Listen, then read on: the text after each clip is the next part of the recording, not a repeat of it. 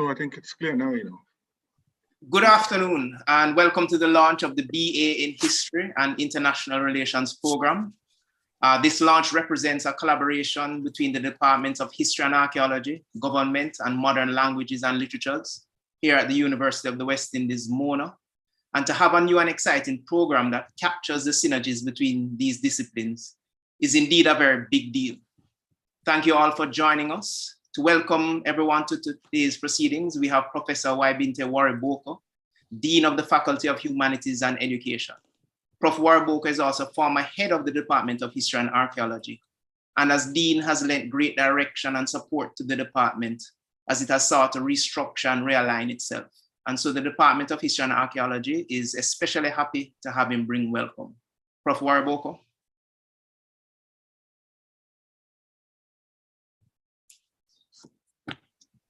Thank you, Gillian. Good afternoon, colleagues. Particularly welcome Christopher Graham. I think he's he is in United States, isn't it? Yes, I'm in New York currently, Prof. Okay, you're welcome. Thank you so much. You're welcome home online. Yes, that's it. Thank you. Okay, Gillian, I hope to think that I like to think that Suzette is with us. The head of government. Okay, Suzette. Yeah. All right. Yes, she is, Prof. Okay, so I can begin. I would like to begin by saluting the efforts of the Department of History and Archaeology and the Department of Government under the headships of Dr. Enrique Kenvin and Dr. Suzette Horton, respectively, that gave rise to the BA program in History and International Relations. The Faculty of Humanities and Education is particularly pleased and grateful both for the administrative support and particularly for the academic advice from Dr. Suzette Horton as head of the Department of Government and a scholar of the social sciences. Let it be on record, public record. And I think our high school students who are with us this afternoon would appreciate it, that without the support and advice of Horton, this program might not have seen the light of day. Thank you, Suzette, for being our friend and our supporter in this enterprise. This multidisciplinary program, which is what it is, represents one of the finest examples of intra-faculty, because we also had the support of the Department of Modern Languages and Literatures and inter-faculty cooperation on the Mona campus.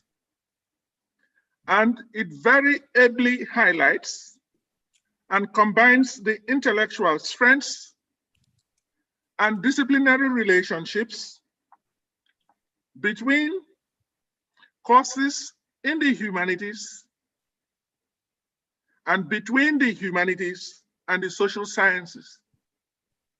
To put it very simply, it's designed to offer our students, our prospective students, the best of two academic worldviews for purposes of enhancing intellectual development and job employment opportunities after graduation. History and international relations are concerned primarily about the study of the human being as a social phenomenon. Since human beings are social, they have to be studied and understood as phenomena in process through time.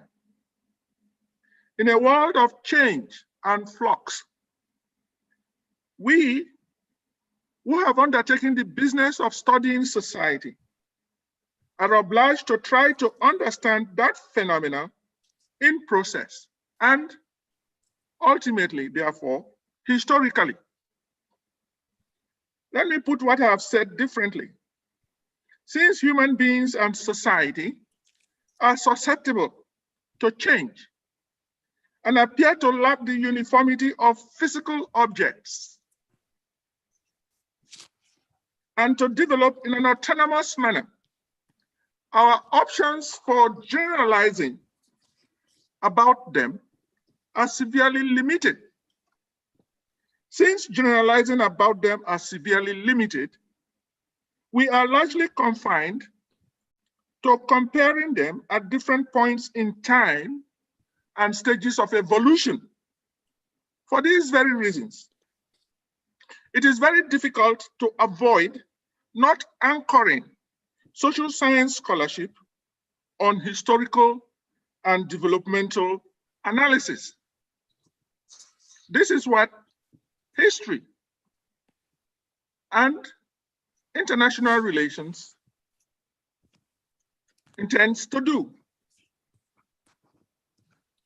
Not surprisingly, some of the most successful social scientists have tended to be those who saw and appreciated the significance of thinking in terms of processes and development. This is what the BA program in History and International Relations intends again to do. Some of them, that is, the social scientists, who think the way I have just posited, have been led from concern with processes and development into taking history seriously to the point of erasing the distinctions between history and the social sciences. This is what this program intends to do. It has collapsed the boundaries and brought into one program the disciplinary benefits of the two disciplines that are in some respects simply, I would say, arguably, arbitrarily differentiated. BA in History and International Relations is therefore designed to provide students with the methodologies and research skills of the two disciplines as they study and think about human beings and societies in terms of process and development.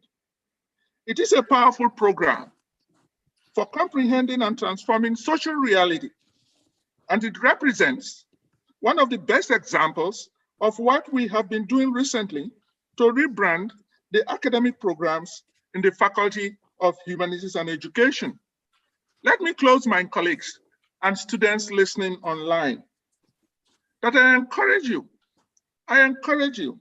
to apply for this program for your intellectual development, for the job opportunities that it is going to make available to you, which I'm sure my colleagues at some point will indicate to you in a pinpointed way as you contemplate the degree program or programs you intend to pursue at the University of the West Indies Monarch campus.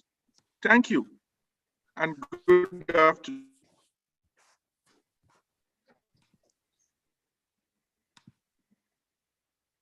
Thank you very much, Prof. Wariboko.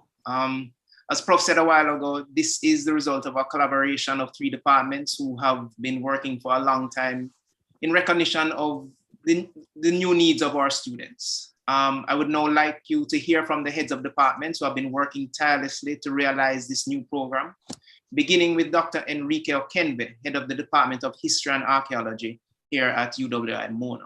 Dr. Kenvin. Yes, Dr. Cressett, thank you. Good afternoon, everybody. Thank you very much for joining us. Very briefly, I'll just give you a few quick remarks since I will be talking more to the program in a few minutes. Here in the Department of History and Archaeology, we understand that history as a discipline is valuable. It's a valuable and relevant discipline. Few things that really matter in our lives as individuals or as societies can be properly discussed without reference to history, without reference to the past. Yet, it is our duty, the duty of the Department of History and Archaeology, to develop programs that demonstrate the relevance of history, the relevance of the past, while providing the best education that we can offer.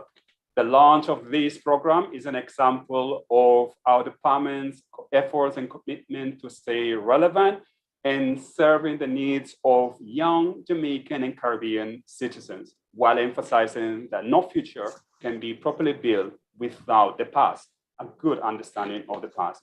And we believe that this program, in collaboration with the Departments of Government, with the Department of Modern Languages and Literatures, provides that I'm very grateful that my colleagues in here at MONA contributed to the development of this program. Thank you.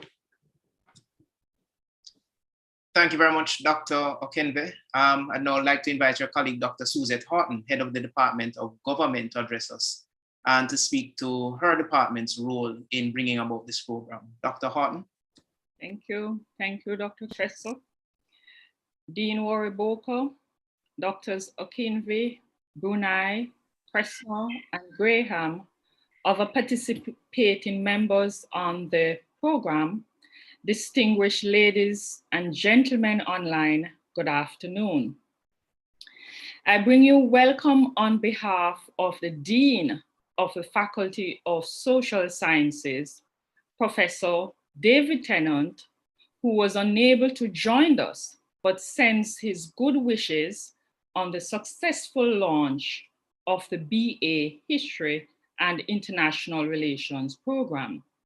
Also, as the head of the Department of Government, I extend a warm welcome to you all.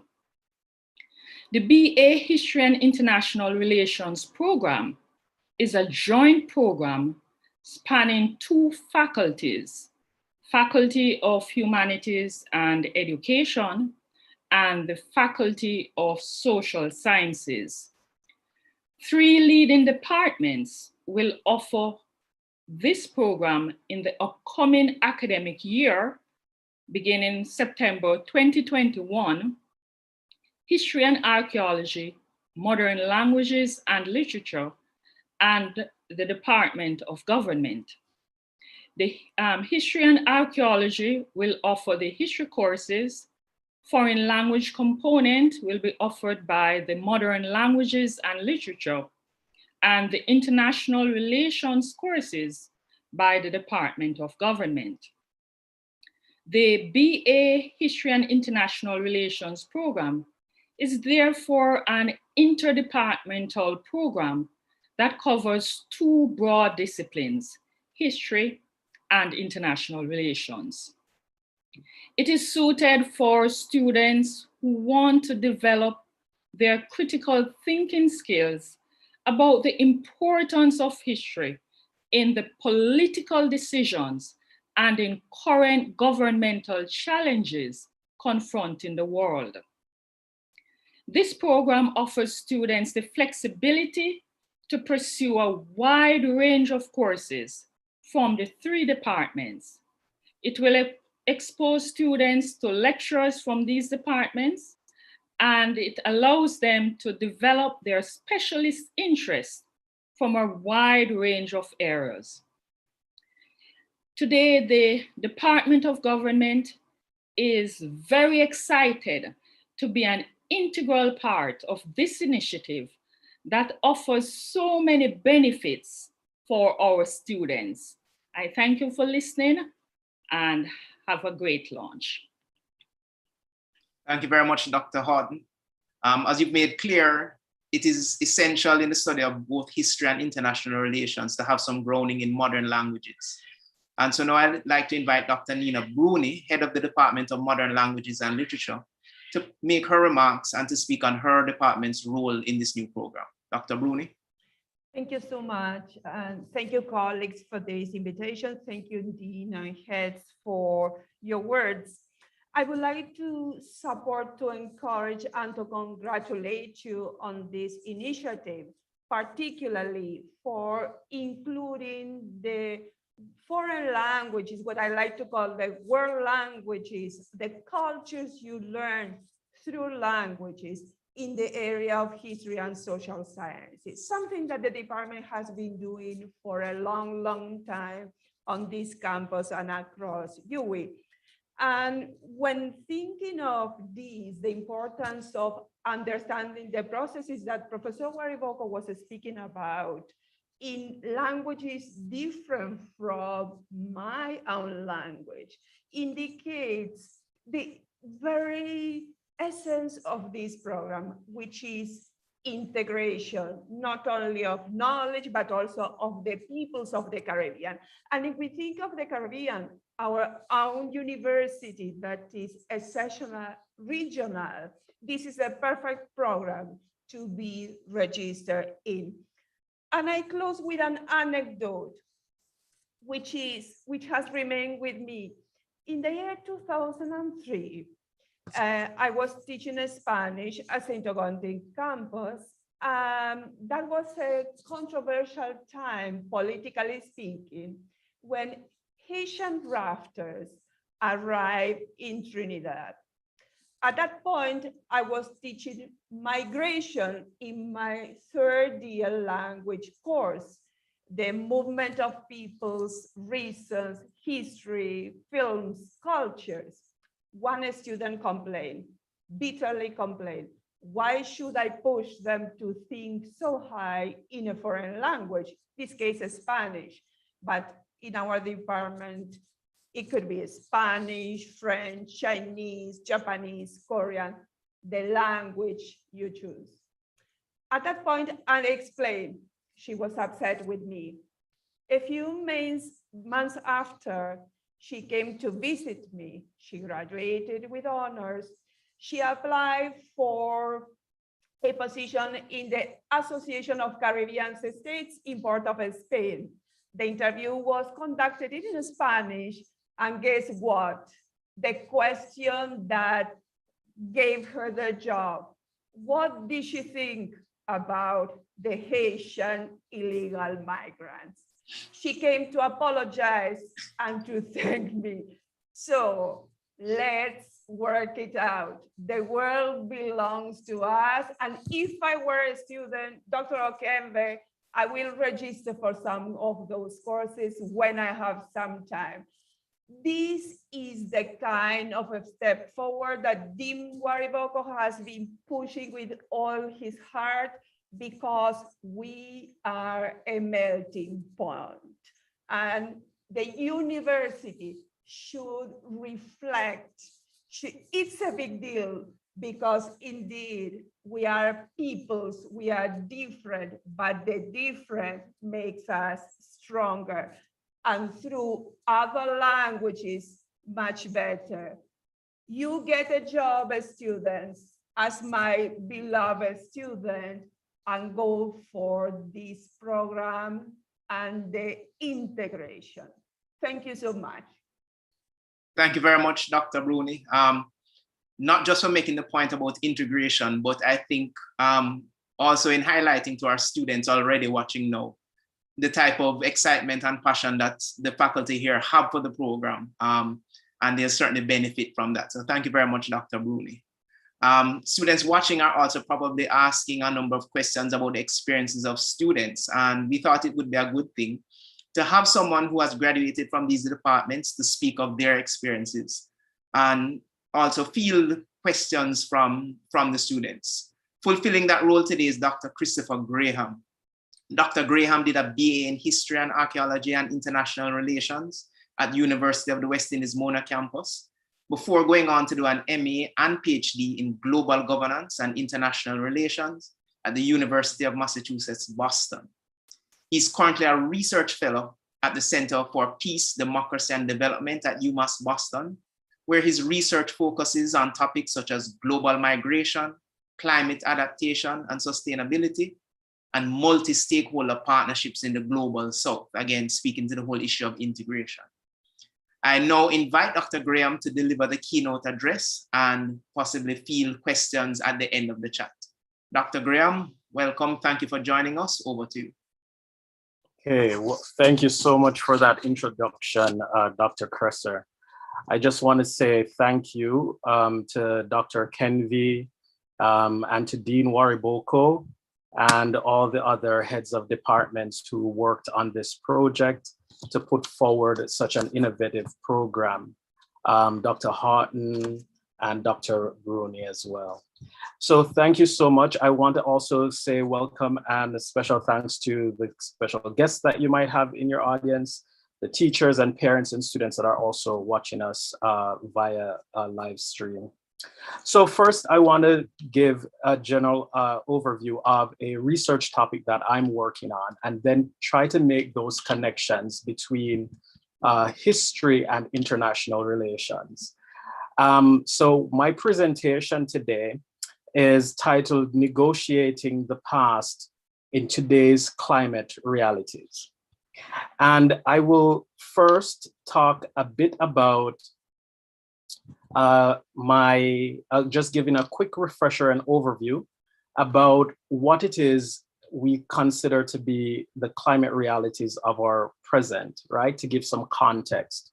Secondly, I'll discuss two transformative approaches that is used to respond to climate realities, but also that require an understanding of the history and the context of the history behind these current climate realities.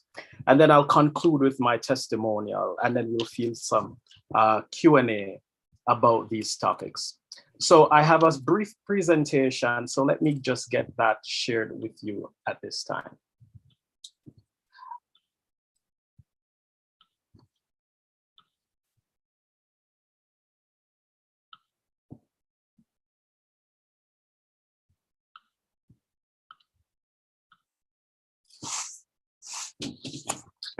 So climate change is impacting our world today.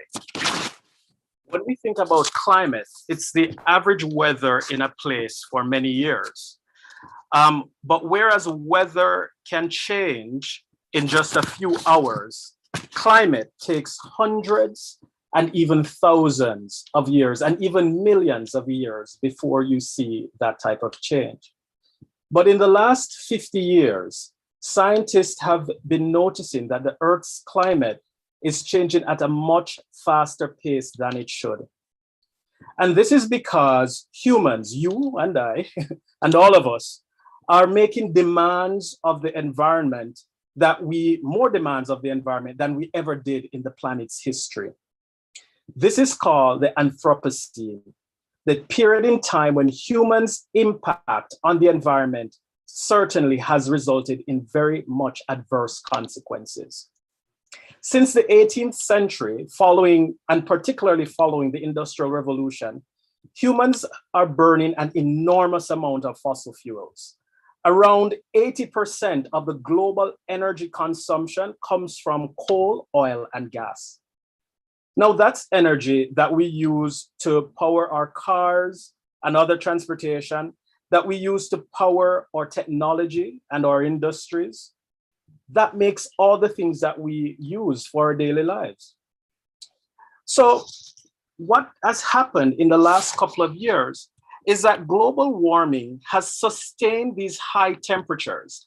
And if you look at this slide presented for you right here, you'll see that over the last 50 years, there has been a constant increase in the temperatures. If you look to the polar north, you realize that about 4 degrees increase in temperature that's happened in the last 50 years. Now, the global temperature increases in very small increments, right? In 0.5, 0.8, 0.6. So to have 1 degree Celsius increase in the global temperatures is very serious and detrimental. So you have heard discussions around the whole idea of climate change. Now with sustained increase in temperature, this melts the ice caps And the polar ice, as well as ice that's on the glaciers, as well as the ice that's on the mountaintops, right, in very high altitudes. And that runoff creates, contributes to sea level rise. Now, sea level rise creates this domino effect, because with sea level rise, there's greater coastal erosion. There's also a number of other socio-ecological issues that come as a result of rising temperatures and rising sea level. And what are those issues? Here are the causes and effects of climate change. So with rapid industrialization, the dependence on fossil fuel, higher increases of energy use. There's also agricultural processes, deforestation, consumer practices, and various livestock methodologies, like how you raise animals and so on a farm, as well as different agricultural practices like slash and burn method. And so also resource extraction, and a big one, which is pollution. And I'll talk a bit more about one of those other issues that I'm really concerned with, which is plastics pollution. So those are the causes. And what the effects come to is the rising temperatures, rising sea levels, unpredictable weather patterns. And all of this culminates into a number of other socio-ecological issues. So we see that there are more fires. One of the big things that came out of just, in 2019, just before we headed into, the global pandemic, was the numerous forest fires that were naturally occurring in a lot of cases because of the dry weather and then thunderstorms and lightning storms in the American West Coast, as well as in Australia and in the Amazon. There's also rapid desertification. A lot of areas already around the world are drier. And now with climate change, with the increases in temperature, what it does, it causes rapid desertification. The melting of the polar ice caps put a number of species that depend on these environments at risk of extinction. And then one of the big things that we have experienced here a lot in the Caribbean and Central America, Latin America in general, is that we have seen a number of very strong, powerful, and more frequent storms, which are very detrimental to coastlines, as well as to the loss of property, loss of life. And so these are some of the issues that bubble to the surface as it relates to climate change. Now, that's a lot of the physical stuff, right? Now, this is the socio-ecological things, because climate change is not only bad for the environment, it's bad for humans too, right? The continuous rapid and excessive rises in temperatures is causing a lack of food, or what they call food insecurity in a number of places around the world. So you have agriculture, especially places that are very dependent on agriculture. This is a major security issue. It's a human security issue. There are lakes that are being dried up around the world, like Lake Chad, that a lot of people depended on for fishing, right? And we've seen in a lot of cases that this has also increased the number of conflicts. The other thing is migration, displacement. So as you see in the slide, you see where there are a lot of people moving out of places. This can be temporary. It can be displacement, or it can be long-term, which is migration. Now, so we see that climate is having this major impact. But then what about our practices as humans every day? How the types of food we consume, the energy, the practices that we have, our consumption practices, that contribute to environmental degradation. Here we see one of the main challenges now that we are seeing more action being developed around, and this is plastic pollution. A number of our seas, our oceans, rivers, and major waterways around the world are being inundated with plastics, single-use plastics is more specifically. That is the plastic bottles and straws and so forth that we use in our daily lives, but we do not discard of them properly, right? And so there's this whole discussion about recycling and so forth. So I want to play this video for you. And I want you to, our audience, just kind of think about, just be more observant of your emotions as you watch this video. And I have a question for you about that.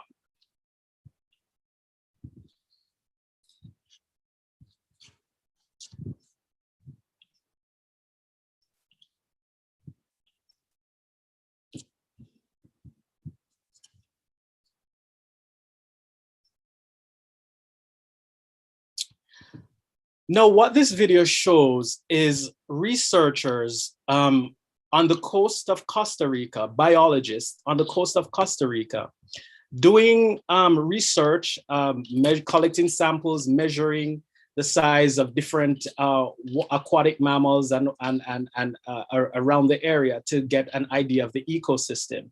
And they discovered this turtle that had this object lodged in its nostril.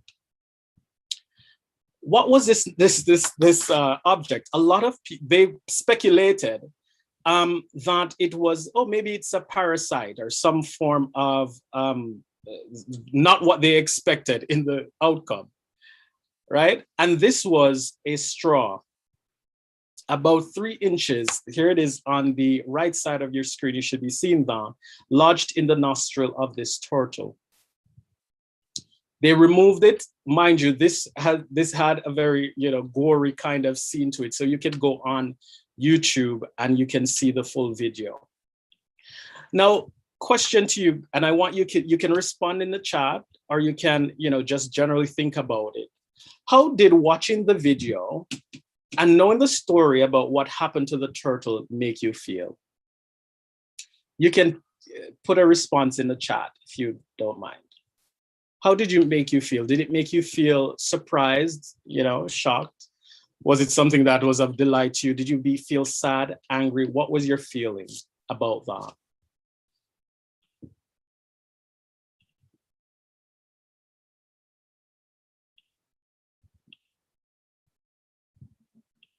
Okay, so a lot of people found it to be surprising. They thought they were angry about it.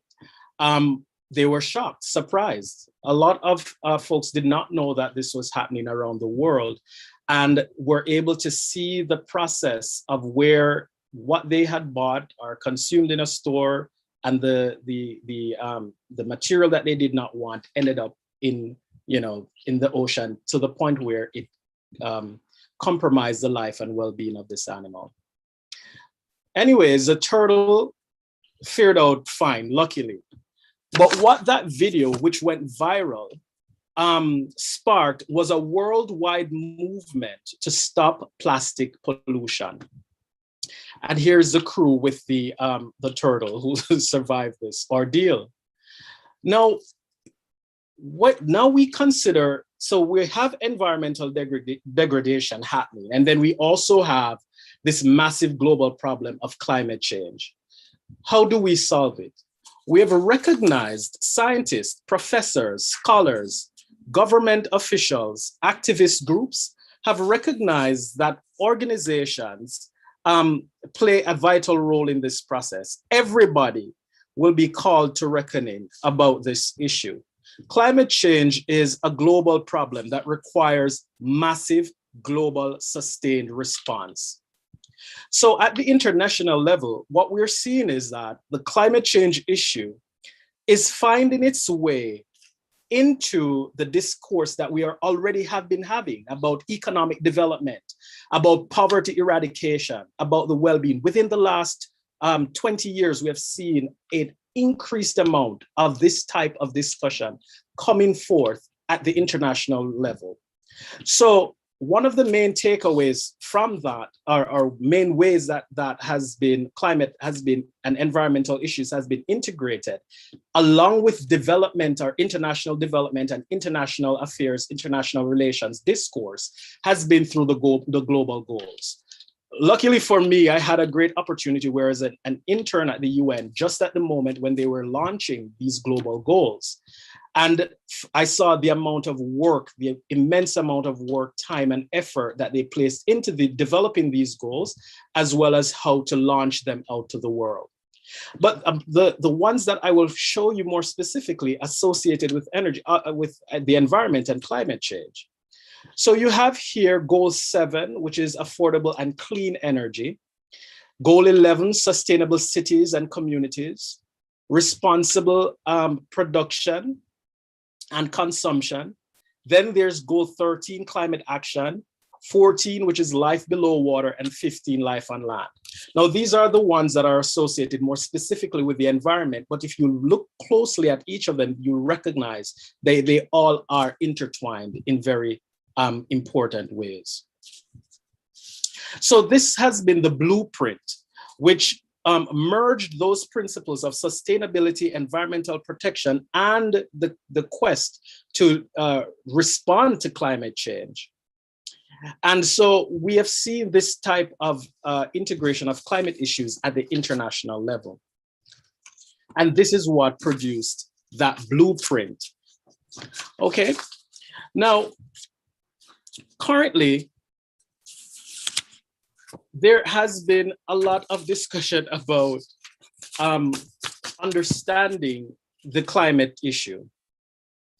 And so I introduced to you 2 concepts that have found their way into dealing with the climate realities of our time. There's climate resilience, and there is climate justice.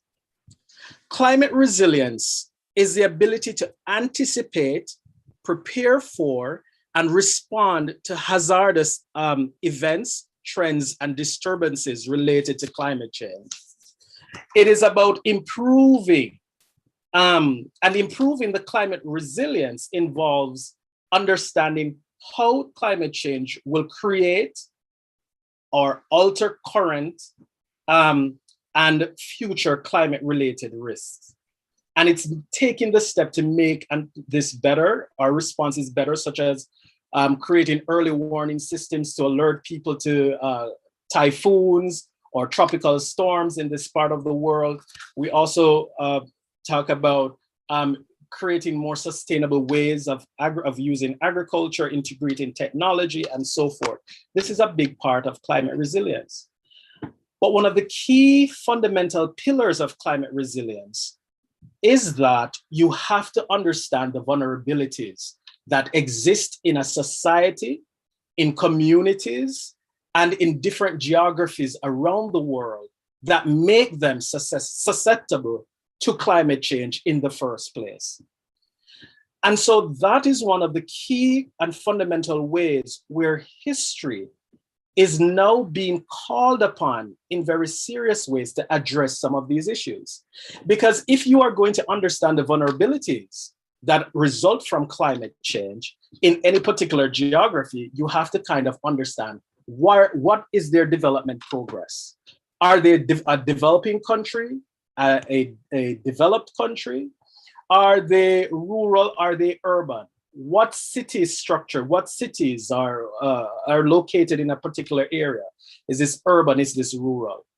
And in doing a lot of that, you have found that science researchers, social scientists, international affairs specialists, and so on, have to find their way into a lot of historical information, a lot of archival research, and so forth.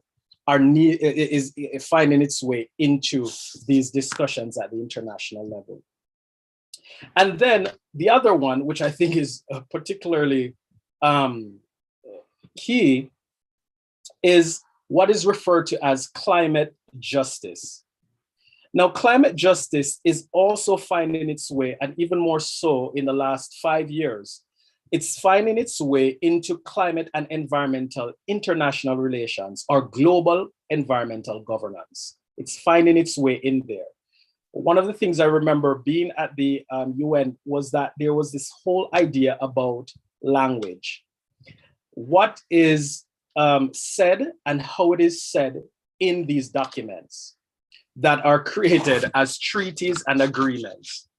And so what, if you study documents over a period of time that have been produced by a lot of these international development organizations working on these global issues, whether it's poverty eradication or global security or the environment, you recognize that you can, over time, you can check to see what type of language is used. How is it that they're being more formal in this regard, or are they tackling a particular issue? And what you're seeing more so is that these issues, particularly around climate resilience and climate justice, is finding its way into the discourse.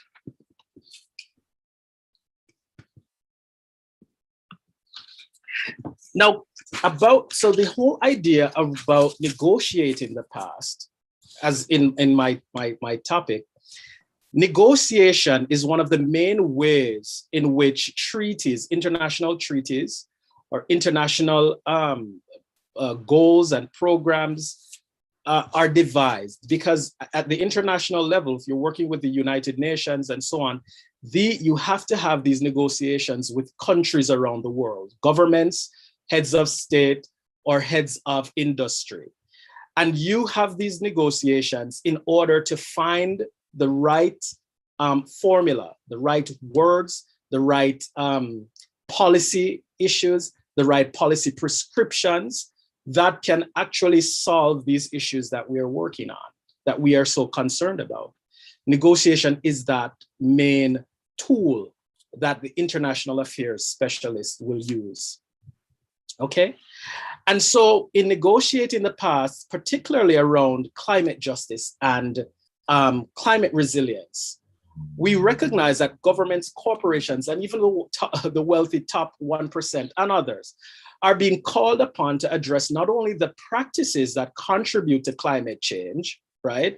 Like, burning fossil fuels and, using our cars are unsustainable ways of how we discard waste, but also the legacies of legally sanctioned unjust systems that disadvantaged peoples, communities, or particular geographies, making them vulnerable and disproportionately affected by climate change.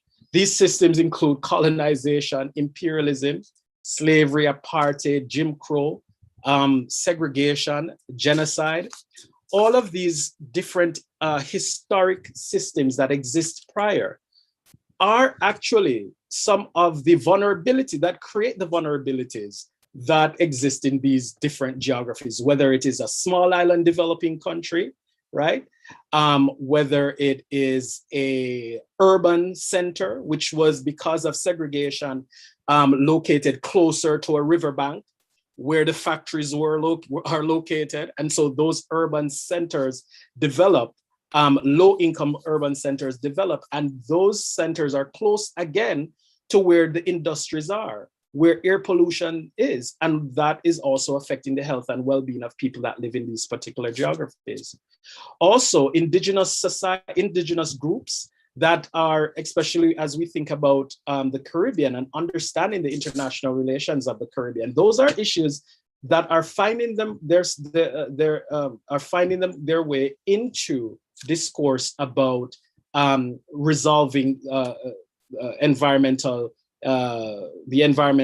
impact and the human impact of climate change. Land rights, which were taken away from indigenous people, where the reservations are placed and where they're located, also place these communities at greater risk. And so over time, what you're seeing, particularly with climate justice and resilience, we're seeing that these issues around indigenous rights, low-income people who are located in low-income areas, we're talking about Black, Indigenous, and people of color populations that have been disproportionately affected. We're talking about small island developing states, whether it's Polynesia, Micronesia, and here in the Caribbean. And low-lying coastal cities around the world, both in industrialized countries and in the developing world, particular cities that were developed as a result of slave trading or whatever form of unbridled capitalist systems are being integrated into these discussions. Now, at the international level, what is happening with climate justice? We see where UNEP, through the Convention on Biodiversity, has this interagency group on Indigenous peoples' issues. And they have been preparing a number of papers, reports, and conferences on the relationship or the impact of climate change on Indigenous peoples and communities. One of the major outcomes recently, actually, I think this is 2019, 2020 that came out, was the Escazú agreement named for a place in Costa Rica, where it places human rights at the heart of tackling the climate crisis. And you cannot address the climate crisis in this context, particularly around climate justice, without understanding the historical context of what created these communities, how they have been located, and the displacement that they have experienced over time, and which results in them being more susceptible to climate.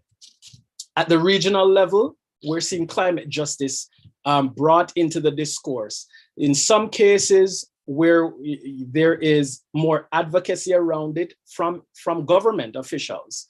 It's not just advocacy groups. So the advocacy groups are actually having some form of impact in this regard. There's so much more to be done, but there is some light at the end of the tunnel where this is concerned. So recently, at the World Leaders Summit, we had the Prime Minister of Antigua and Barbuda, Minister Bruni, also kind of talking about this idea of climate justice for small island nations. At the OAS in 2014, at the 44th General Assembly, Paraguay, actually lobbied for this whole idea around the inclusion of climate justice in the UN's, in the different arms of the UN. So they wanted it to be spread right across, whether it's UN Women, UNICEF. They wanted all the sister organizations also to kind of take on this idea of climate justice. In the African Union in 2019, they passed the Transitional Justice Policy. Now, the Transitional Justice Policy doesn't particularly specifically speak to environmental justice just yet, but there is a lot of discussion around it at the AU, and proposals are in place to integrate that as a part of it, particularly where there is a relationship between climate and conflict. Then there's the Association of Southeast Asian Nations, ASEAN, at the summit in 2020. There were calls for climate justice, and the UN in 2019, the European Union in 2019 had put forward these proposals about integrating climate justice as a part of that, because there are a lot of urban centers, urban communities that are, because of how the history of those nations developed, are located in areas that have a higher degree of vulnerability to climate change. So ultimately, just one more, at the national level, we're seeing Costa Rica's president had put forward this whole idea and notion of moving to zero emissions by 2050. In Canada and the US, there's a whole movement and discussion around this idea of Green New Deal. And at the center of the Green New Deal is this idea of climate justice. And so the idea of equity, where you not only distribute resources equally, but distribute resources in addressing climate change and building climate adaptation for these vulnerable communities that are underserved and communities that have been disproportionately affected by changing climate. So what we have here ultimately is that the history of peoples, nations, exploitative systems, and ideologies are being revisited and brought into conversation with the contemporary realities of global climate change. And essentially, it is by negotiating and, importantly, reconciling the past, whether it's through history as an event, you know, a major oil spill in a particular area, or looking at systems that have been exploitative, or consulting records, archives, data and information that demonstrate these massive changes over time that have left communities, countries, and different geographies around the world disproportionately affected.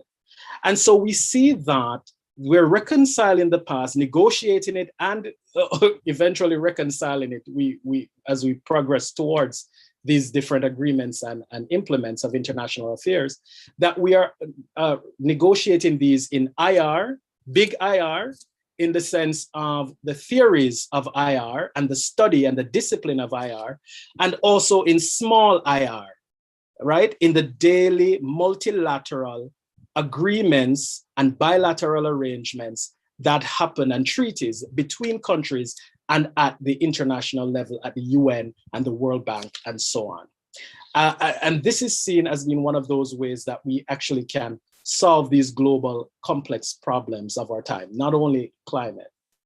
So I leave you there with that presentation. And just to give just my general take, my own testimonial about, you know, this, the idea as being a student of both history and archaeology, as well as international relations, is that my education in international relations, history and archaeology, as well as languages, a lot of the records that I'm consulting now for this project that I'm working on Costa Rica, I have to do a lot of, and I had to brush up on some of my Spanish and some of my Portuguese, right? And because I'm consulting these archives, some of them digitized. And so my own education, in doing my own work as a researcher and a research scholar, I often start with considering the historical context to any international politics or political issue or policy issue that I'm looking at. And I've been able to bring a lot of that discussion, that historical context and historical discussion, into the work that I do as a research scholar, as a teacher, as a social citizen around the issues that I care about.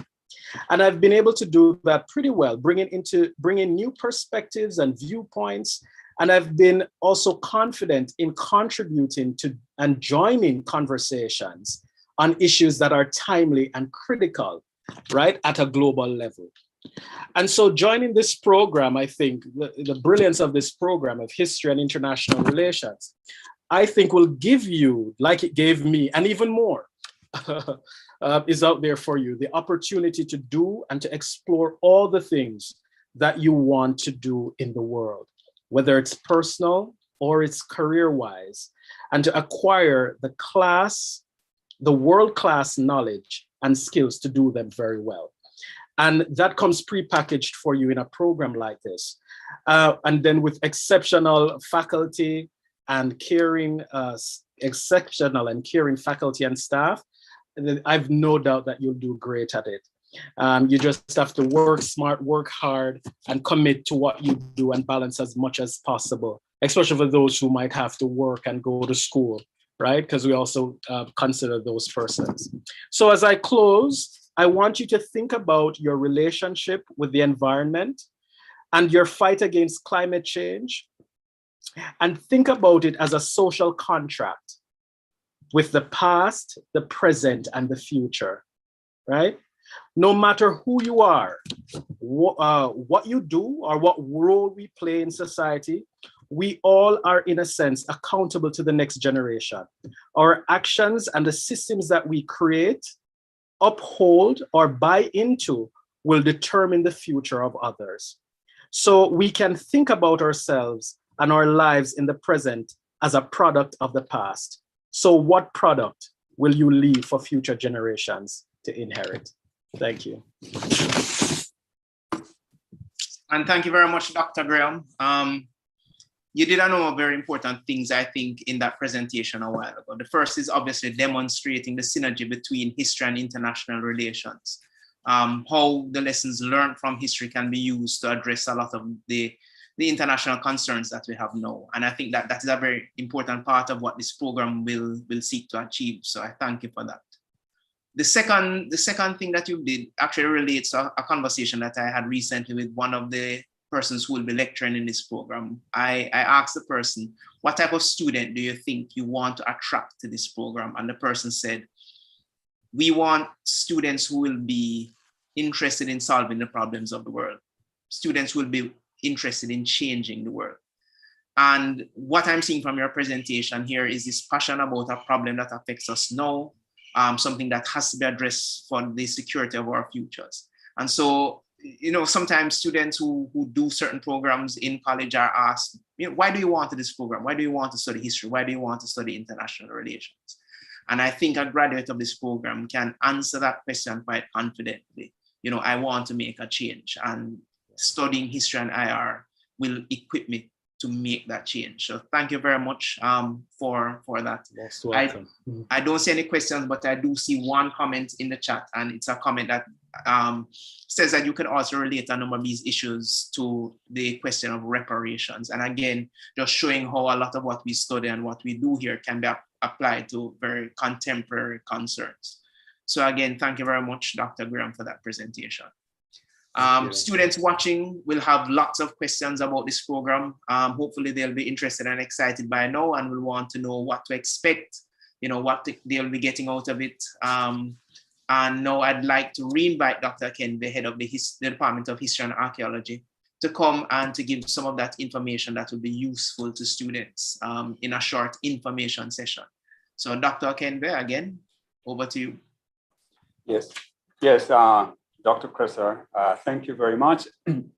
Excuse me. And thank you very much to Dr. Graham as well. I think our presentation, when we thought about this idea, our colleague in the department, Mrs.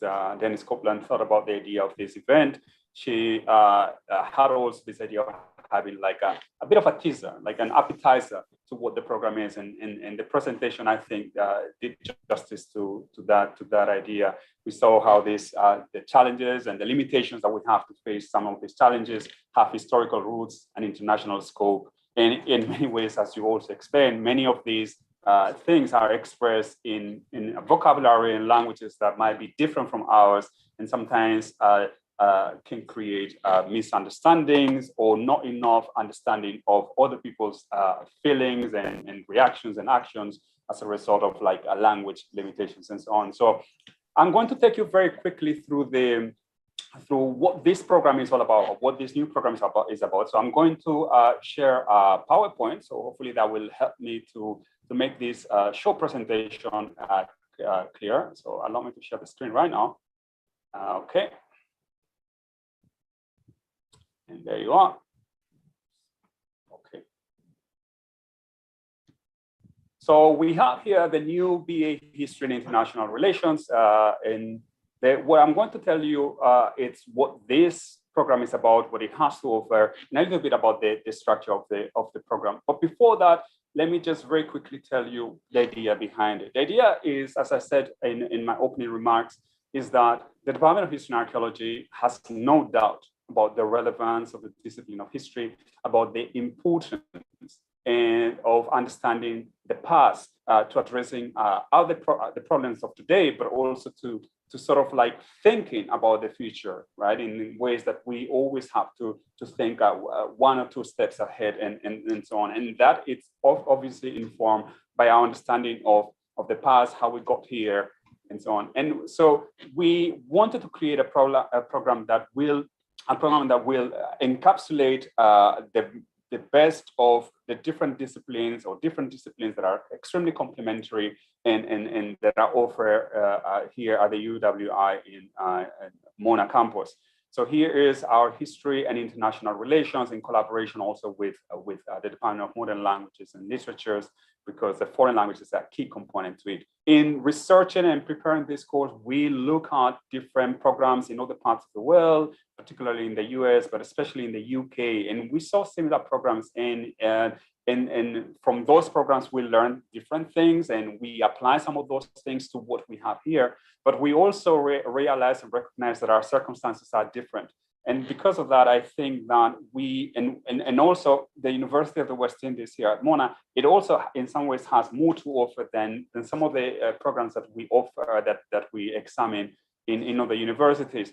And I can tell you with 100% certainty that this is an excellent program, very competitive, and it's on par with programs, similar programs you can find in other parts of the world. So have no hesitation about the quality of this program. And let me explain to you why. Well, here is our new program, and this is what we have to offer to you. But what I like to think about it is that it's an interesting program. And this is something that I oftentimes I tell my children, like this is an interesting subject, this is an interesting topic. But my youngest son told me the other day that, oh no, we don't care about interesting, we care about fun and exciting.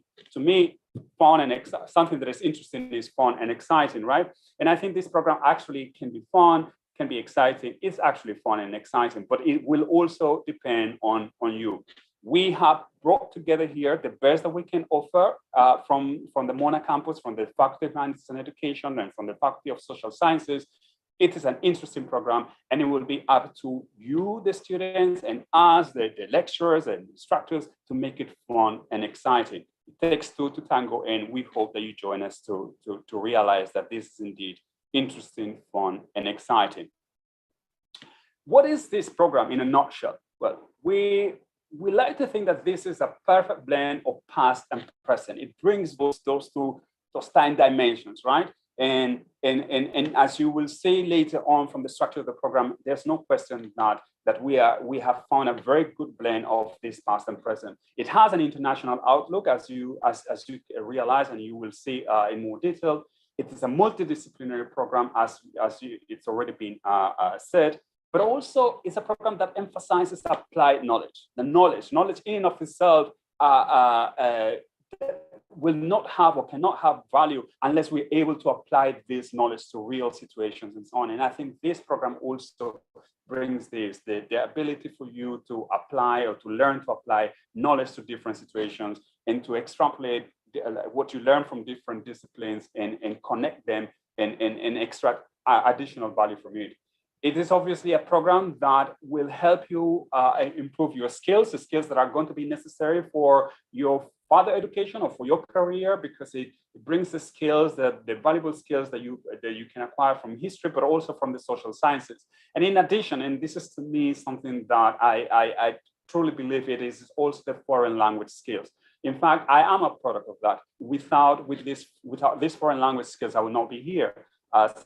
Some of you, I think you realize English is not my first language, not my second language either, but that ability to communicate in a language other than my maternal language, it is what has made possible for me to be here and to advance in my life and my career. So in that sense, we thought that we should also give you this opportunity, since the university has this wide array of languages that offers to our students.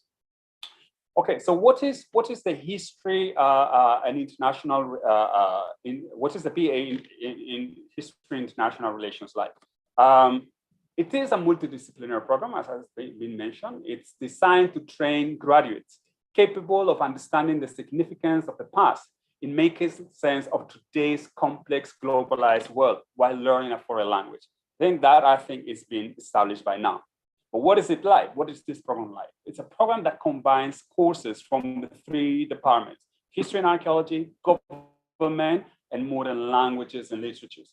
It focuses on history and international relations to help students understand the relationship between past and present and the dynamics of contemporary international relations. All right, so in that sense, no question about it. Like you will see the benefit of being exposed to multiple disciplines, and you'll be encouraged to think across different disciplines. And as a result of that, you will greatly benefit from it. What will this program do for you? If you're asking yourself this question, I'll tell you that this program is going to emphasize the learning of transferable skills, such as the research and communication skills from history, but also the capacity for theoretical analysis from international relations. All of this is reinforced by learning a foreign language, which adds a valuable skill for students of history and international relations. I think this is crucial.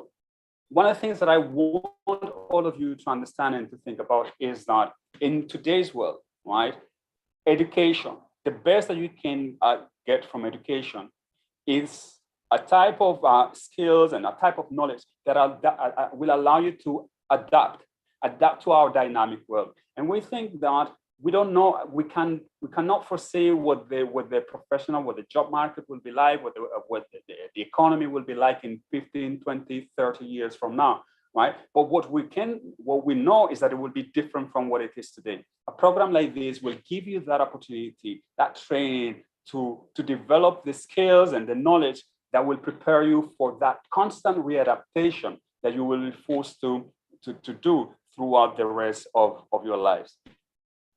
How will this program more specifically help you advance your career? This integrated multidisciplinary program will provide you with a solid foundation for a wide range of careers in today's dynamic job market, as well as the opportunity to pursue postgraduate studies. Let me stress this again, the dynamic job market. Many of you are concerned about it. And dynamic means that it's constantly changing. And I think the experience of the last 14, 15 months, it shows how things can very quickly change. Hopefully they will not change as quickly as in the last 15 months, right? But we know for sure that our world, our societies, our economies are going to be changing. And this is what this program allows you to do, allows you to develop those skills to prepare you for those changes. So you will be able to learn as you go, as things change around you, and be proactive also in those changes, which is important. I think that's what Dr. Graham also made, make that difference in terms of contributing to solving problems in the present and in the future. And just to emphasize this, let me bring here a brief something that has informed the development of this program, but also all the decisions that we have taken in the Department of History and Archaeology. As I said, we educate students, prepare them for the future the best we can. So you will succeed. You will succeed in everything that you want to do. And in doing some of this research, we came across an article from the Forbes magazine that spoke about what are the 10 skills that employers want most in 20-something employees. That is, you in a few years. And this is what they said. They said that the employers spoke not about things that are very specific. They spoke about this because they know that the young graduates do not have the experience. In some ways, they will learn specific things about jobs once they start working. But what they want is their ability to learn and continue learning, and to have these skills that to them it is more crucial than even like kind of like a very specific knowledge that you can apply to your job. What is that? Those 10 skills. Ability to work in a team, crucial. We make progress by working together, by bringing different minds together. Ability to make decisions and solve problems. That is what many of our courses are all about. It's about understanding the problems and coming up with some kind of solution to those problems. Ability to plan and organize and prioritize work. This is in some ways a demanding program, right? Because of what you're going to be exposed to. But you will develop these skills to plan, organize, and prioritize your work. That is going to be crucial once you finish your degree. What else? Ability to communicate verbally with people. That is essential. And I think, all of us are aware of it. The importance of communication, verbal communication, not just in writing, and to communicate. It is proactive, it's constructive, and it doesn't create unnecessary and sort of tensions. Ability to obtain and process information. I think you can see very clearly how a program like this will help you to develop this kind of skill. What else? Analyze quantitative data.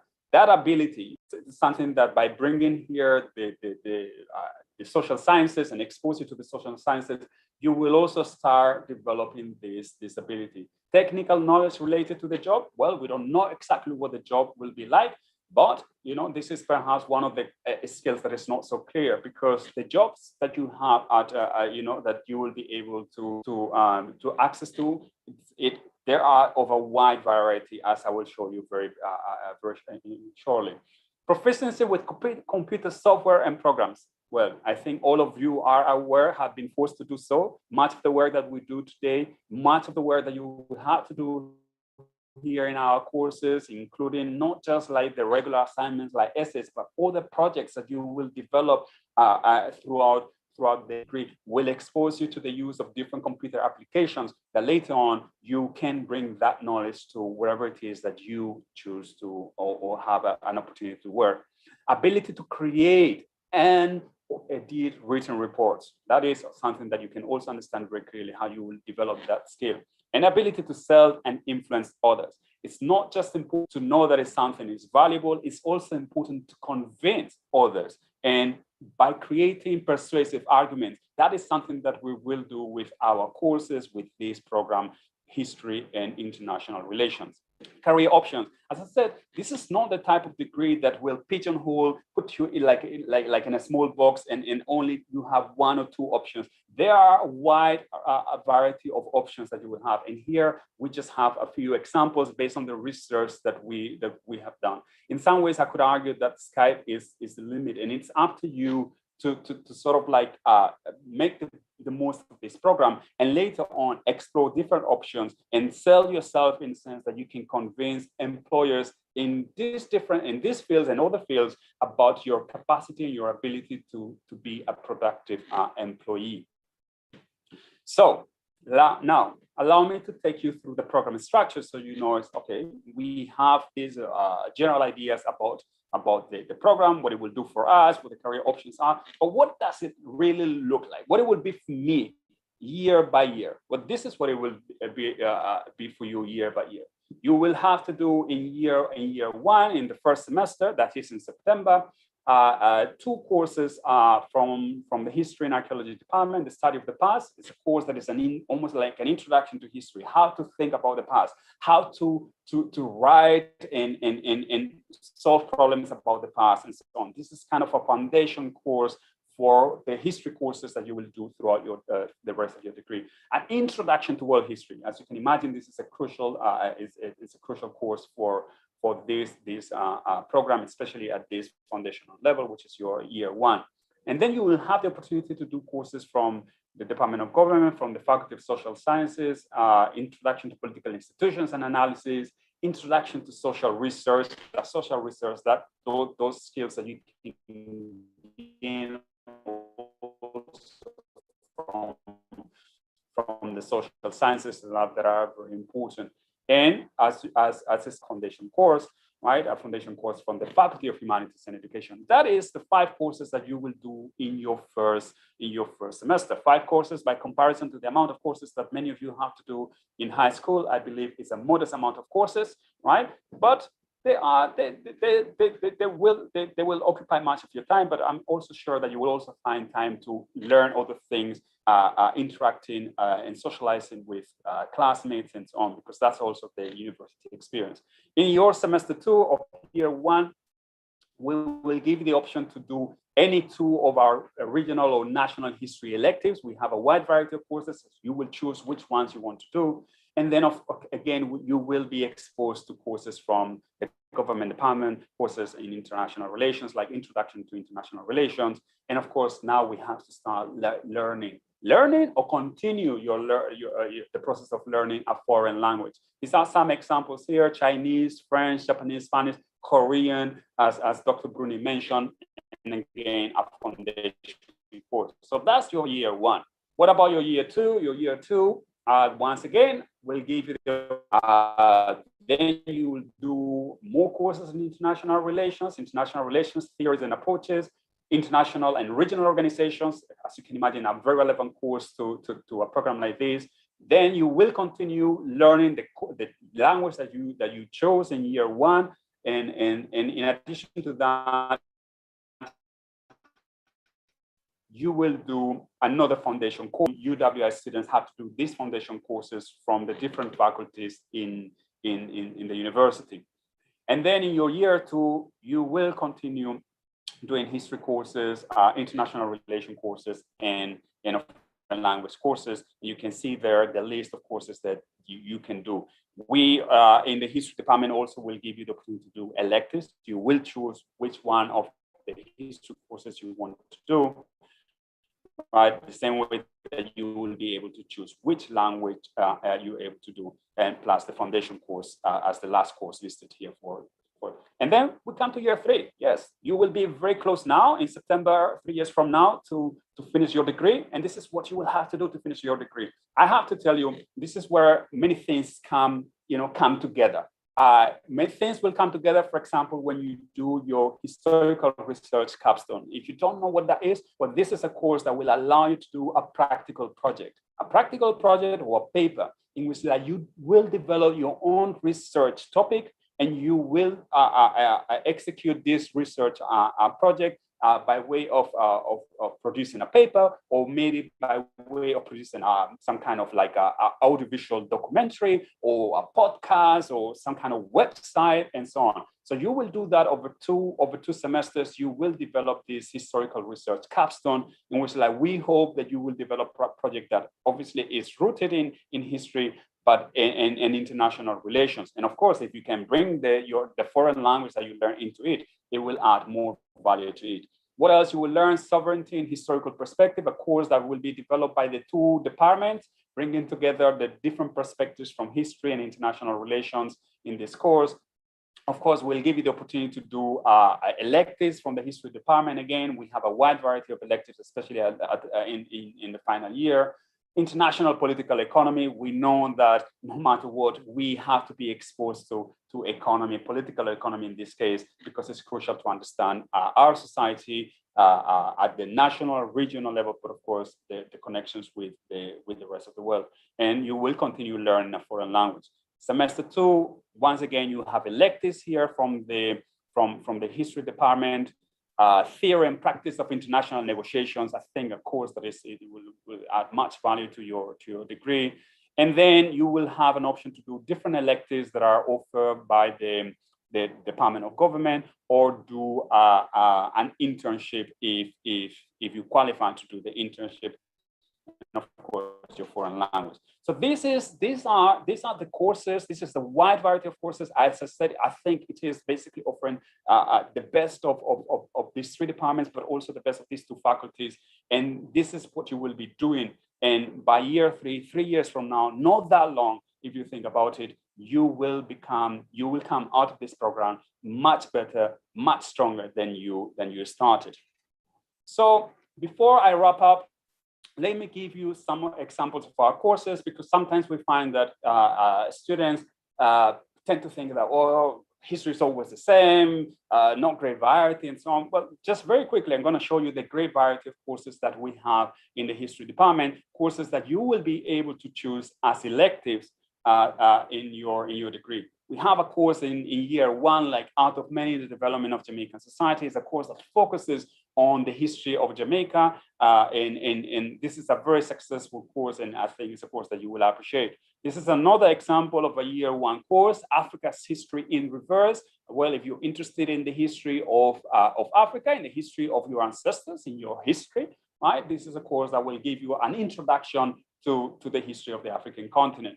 But if you're more interested in, for example, sport, we have a course in your for year 1 students, the origins and growth of modern sport. And as you know, modern sport, it also speaks to international relations, right?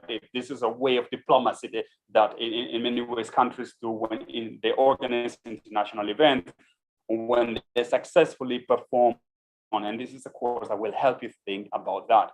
In year 2, for example, you have courses like this. This is a course that will help you develop skills, how to create digital websites. And this digital history course will allow you to learn skills that later on will prove very valuable when it comes to, for example, your capstone, or once you finish here with us, when you start working, being able to develop content for digital platforms. All the courses that we offer in year 2 is Introduction to Modern Japan, or of course, Europe since 1917, just to show you, just like a few examples of the variety of courses that we offer. And in year three, we have also politics and society in 20th century Cuba, another course that it's our neighbor here, right? But it's also a course that will help you think in many ways about the importance of international relations to developments that take place on our islands, right? And this is the kind of course that will help you see that very clearly. Obviously, the Black experience in the United States is a course that we have, and it's a course that with everything that has been going on in the past couple of years, Black Lives Matter and so on, this is the type of course that will help you understand the roots of many of these issues that are so topical today. Or we have here, for example, a very new course, Japanese Culture and Media Discourse in Historical Perspective, that is also that kind of course that help you think about other cultures and their connection with media and how countries are portrayed in the media in this case, or portray themselves in the media in this case by way of looking at Japan. So these are some examples, but there are more courses, as you know, in the history department, history and archaeology department, but also in our government department and in the modern languages and literature department. And you should visit their websites if you need more information about the courses that they have to offer, the languages that you will be able to do when you come and join us here at the UWI Mona. So, as we said in the beginning, yes, it really is a big deal. The BA History and International Relations, we really believe in this program, and we believe that you will greatly benefit from it. So just join us. Thank you very much, Dr. Kenvin.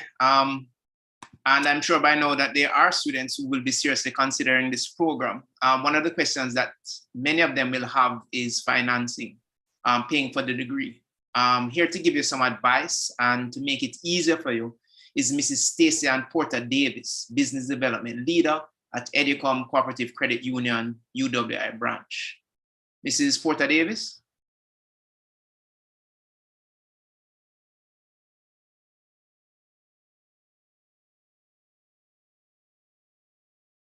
Thank you, Dr. Cesar. Thank you very much. Good afternoon, everyone. It's such a pleasure to be here. After hearing about all the exciting options available in this program, I'm sure you're wondering now how you're going to finance it. And the credit union here on the UWI Mona campus, Educom Cooperative, we've been serving the students of this campus for over 60 years. All right, we have been on the journey for graduation by offering loans at low rates to assist with the tuition. We have a hassle-free payment system. You can pay your tuition here at the credit union as well. You can earn extra income by being a member of the credit union. You can sign up for our ambassador program and learn about and earn additional income. And also, very importantly, we do offer scholarships to our students to join, to help pay for the tuition. We have over 40 different scholarship options that students can apply for on an annual basis, but you'll need to be a member of the credit union before you can access those. Now, real quickly, what I wanted to talk about was the specific program that we have designed between the it's a collaboration between the University of the West Indies and the credit union, where you can get up to $300,000 to borrow at a very low rate of 5%, as low as 5%. The duration is 24 months or less, depending on the time you have left with the university. And the repayments required, you may be required to have a guarantor if you're a student not employed. So if you're a full-time student with no employment, you'll be required to have a guarantor. It's offered only to our Jamaican students at this time though. But it's a facility that's easy to access. The payments are very manageable, and we have over the years had students opting to pay that in 1 year and then apply again for the following year. So it's a beautiful option. Also, if the amount required for your tuition exceeds this, we have other types of loan products that you can access. We have our personal loans and our other educational loan types available that you can access to supplement the additional funds you need for the tuition. All right, becoming a member of the credit union is very easy. Once you have your student ID or your acceptance letter, you can stop by our office. We are located about 2 chains away from the student union, which is a building everyone knows here on campus. If you use the post office gate to come onto the campus, it's that big blue and yellow building that you'll see on your right when you enter. No, you just need a TRN, your offer letter, a valid ID to become a member. Once you've done that, we can talk about financing the education. And it may not only be taking a loan, it can be saving. We have some wonderful saving options here that you can save for your tuition as well. So it's not all about borrowing, it's also about saving, because now you know what it is that you'll need. You found the product, the program that you're very excited about.